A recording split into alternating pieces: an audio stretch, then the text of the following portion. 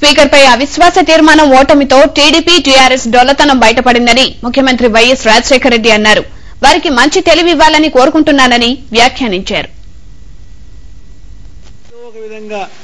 కేసును ఆలస్యం చేసిన పరిస్థితి వాళ్ళదైతే దానికి స్పీకర్ను బాధ్యులు చేయడం ఇది ఎక్కడ న్యాయం అంటున్నాను.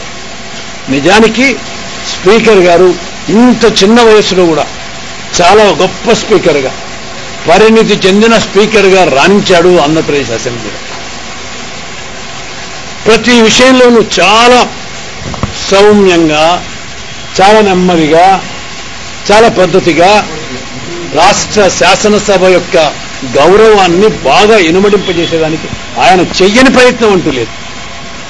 కానీ దురదృష్టవశాత్తు ప్రతిపక్షాలు కేవలం తాము చెప్పిందే న్యాయము, తాము చెప్పినట్టల్లా జరగాలి అని గుడ్డరోవడము, లేకపోతే వెళ్ళలేకపోవటము, పోవటము చాలా పద్ధతిగా, ఏమాత్రం పద్ధతిగా లేదు. ఇవాళ నిజంగా రాష్ట్ర శాసనసభలో స్పీకర్ మీద అసలు ఏ విధమైన కారణం లేకుండా ఇటువంటి విశ్వాసరాహిత్య తీర్మానం ప్రతిపాదించబడటమే చాలా బాధాకరమైన విషయం.